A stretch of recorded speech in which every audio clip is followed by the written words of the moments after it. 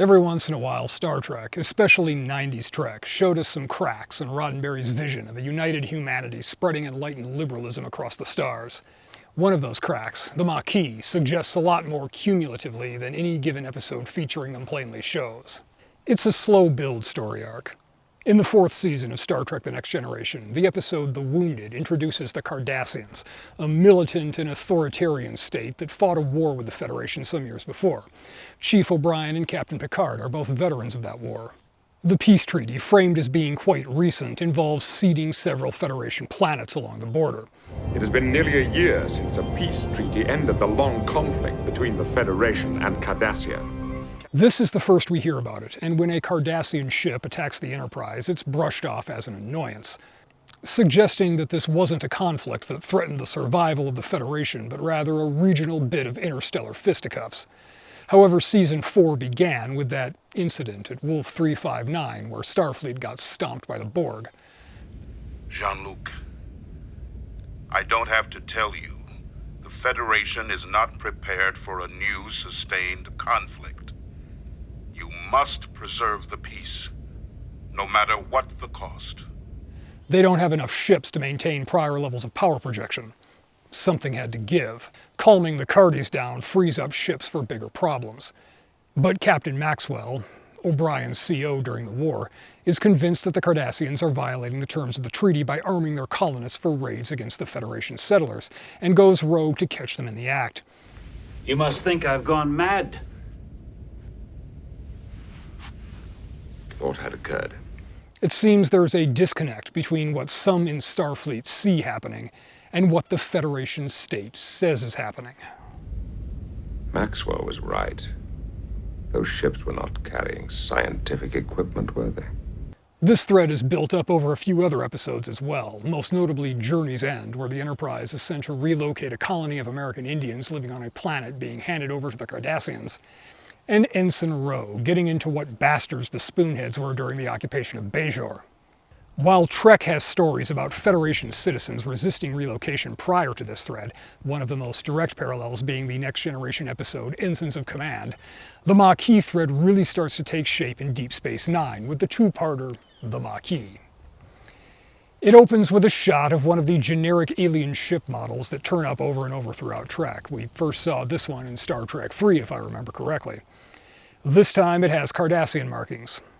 A shifty fella in a Starfleet jumpsuit does a little tampering and the ship explodes on its way out.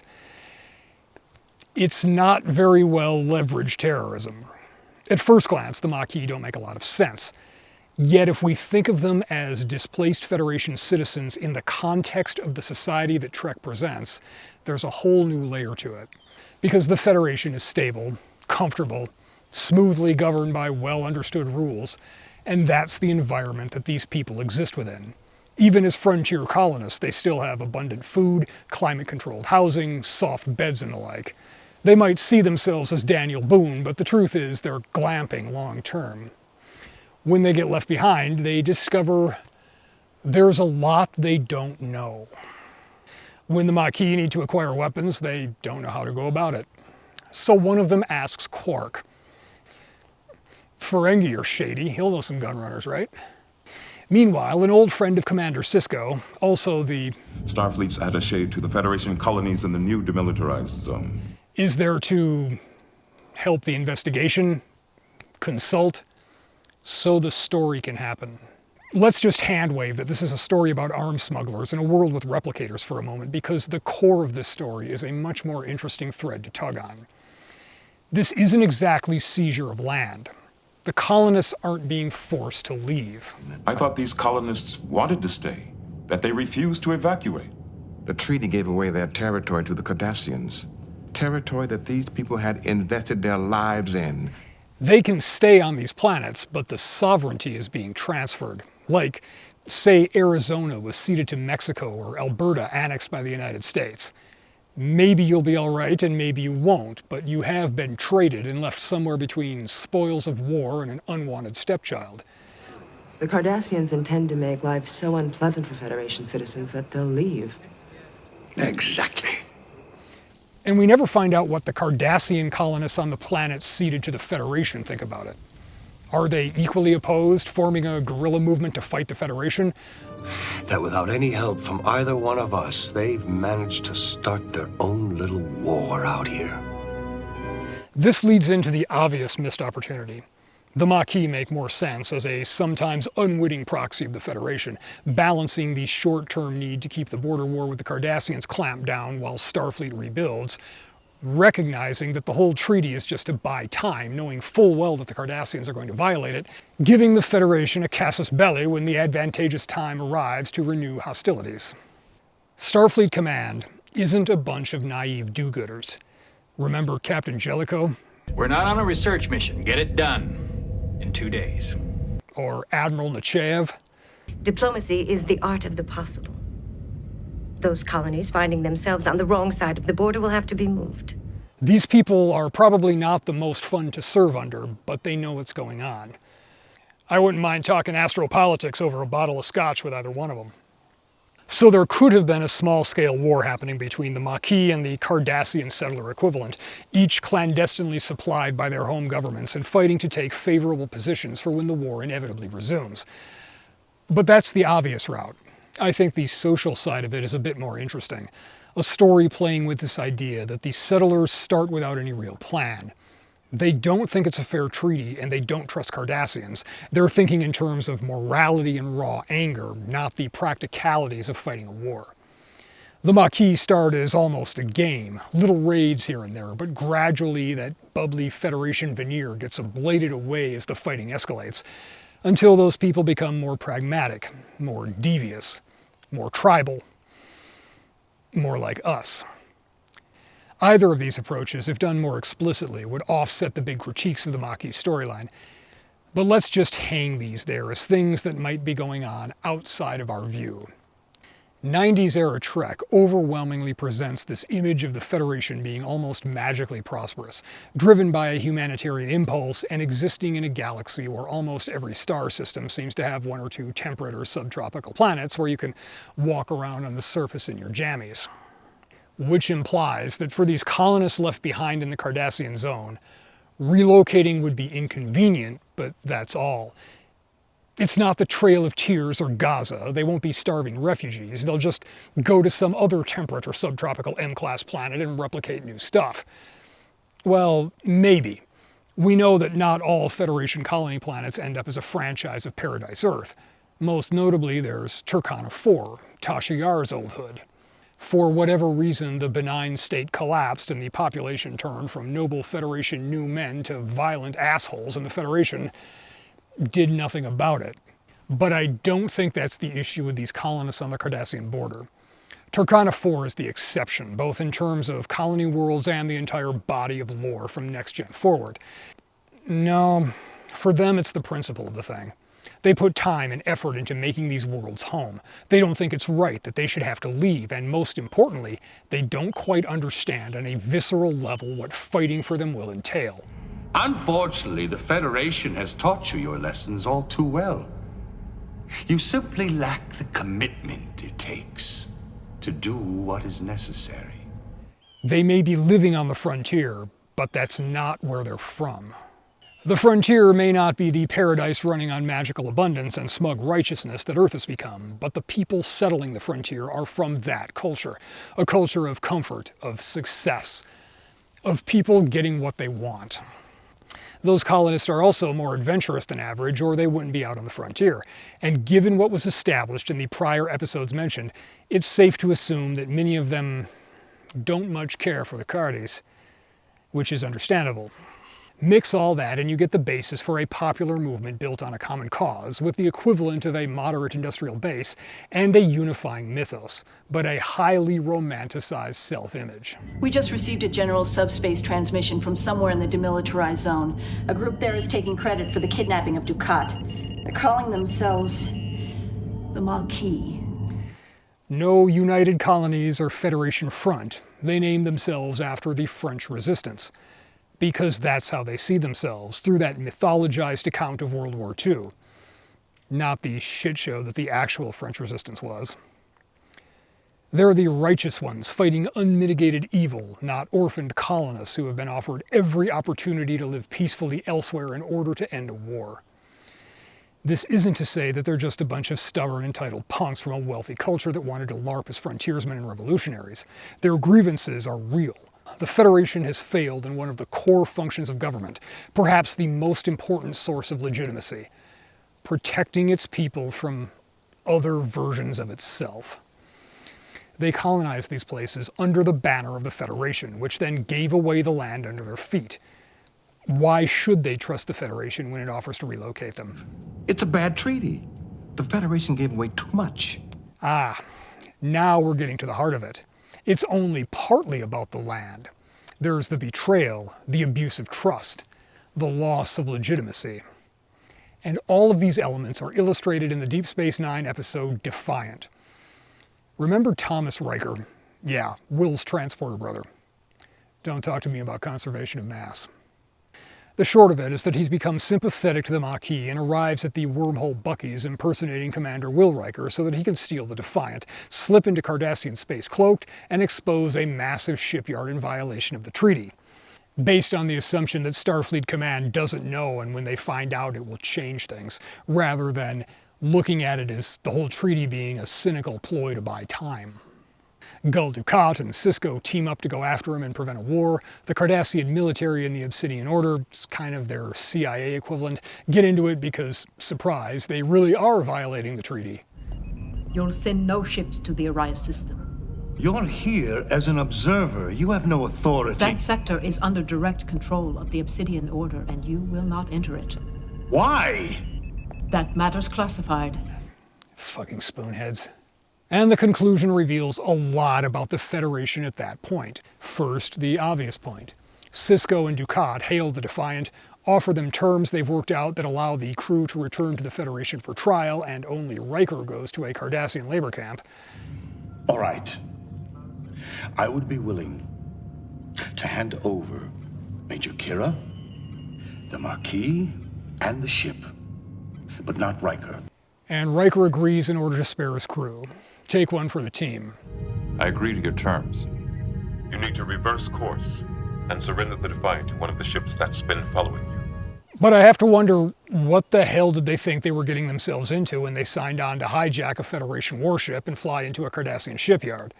It points back to the comfortable Federation lifestyle again. Intellectually, they understand what the mission entails, what war is. But when it comes down to actually committing to it, they waver.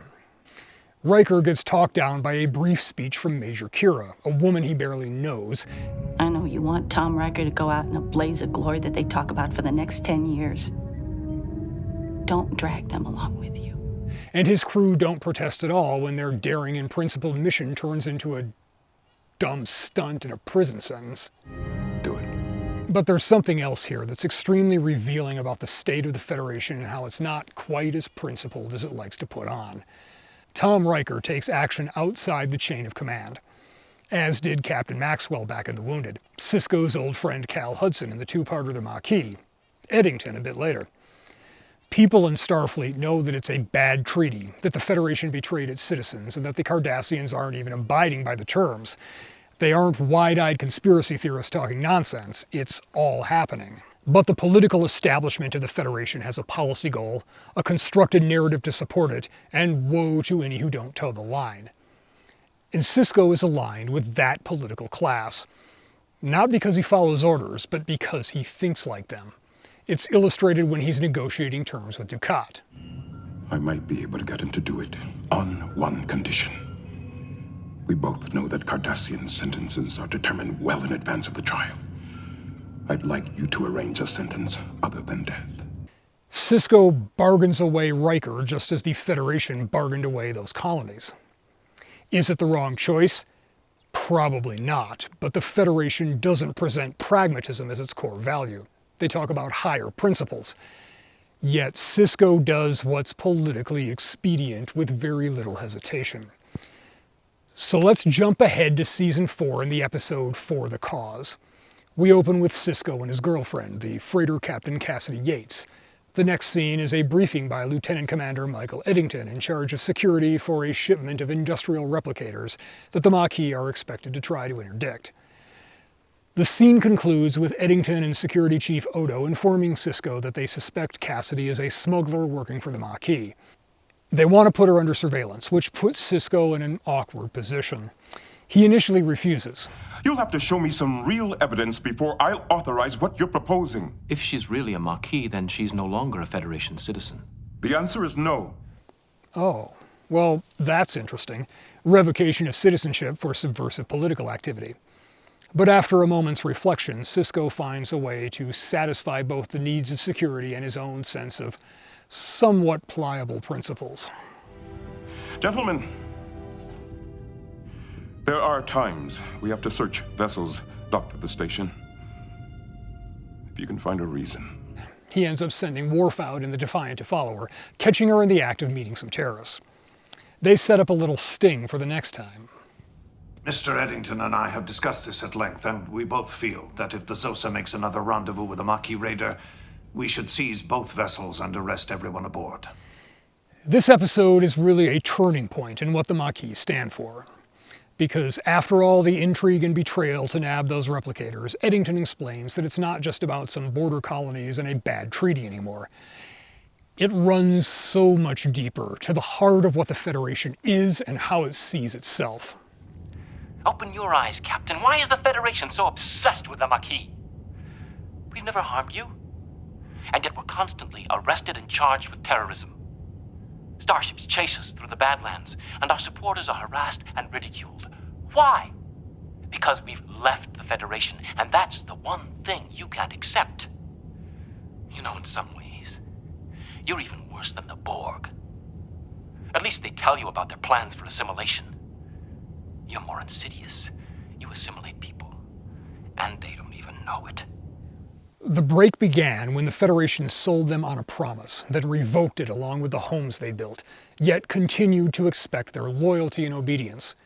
But when the Federation started to actively subjugate them, often working together with the Cardassians to that end, the relationship between the Federation as a state and its citizens is irrevocably changed. And the Maquis cease to be just a dissident group of colonists and instead become an independent daughter civilization with its own culture and values distinct from those of the Federation. Unfortunately, Eddington has too much influence at this point. The Eddington story arc continues in the following season with For the Uniform, which has Sisko chasing him around, always a step behind, obsessed with bringing him to Federation justice. He's just a man like me, and he beat me. All while the Maquis gradually shift into this anti-Federation, a reminder that under all the labor-saving technology and clean jumpsuits, humanity retains a vicious streak when pushed. And they wage war against the Cardassians, taking territory and operating with looser rules of engagement than the Federation is accustomed to. Eddington just upped the ante. He attacked the Cardassian colony on Velos Prime with a biogenic weapon. What? Those bumbling terrorists have grown from blowing up random freighters to nerve-gassing entire planets, which I think is a really interesting parallel with the overall story arc of DS9. The Maquis are just Federation citizens pushed past the edge of their idealism, and the Dominion does the same thing to the Federation as a whole. Spoiler alert for anyone that hasn't watched Deep Space Nine. The war ends with the Federation infecting the Founders with a degenerative plague, forcing them to surrender or die. Not unprecedented, Picard considered doing something similar to the Borg, but the situation wasn't desperate enough then. His abstract principles won out over the concrete threat. Altogether, it reveals something both kind of dark, but also, I think, profoundly encouraging about the humanity depicted in Star Trek. Because underneath all the high-tech and idealism, DS9 shows that the humans of the Federation are still like us deep down. Back them into a corner and they'll be as violent and genocidal as any other group of humans throughout history. But they've reached a stage where that isn't the default. They have to be really pushed to get there. It suggests that a peaceful and prosperous future isn't just science fiction, but something we can actually attain through actionable steps in the material world. We don't need alien assistance or fundamental transformation of our basic nature. We just need to build more padding into our social structures, a little more buffer, a little more slack. And generally speaking, governments have an easier time if they don't lie to, sell out, and abuse their citizens. When my son looks back on this day, the only thing he'll remember is that a Federation officer on a Federation ship invaded his home and kept his father away from him on his 11th birthday. And he won't look back with understanding. He'll look back with hatred. And that's sad.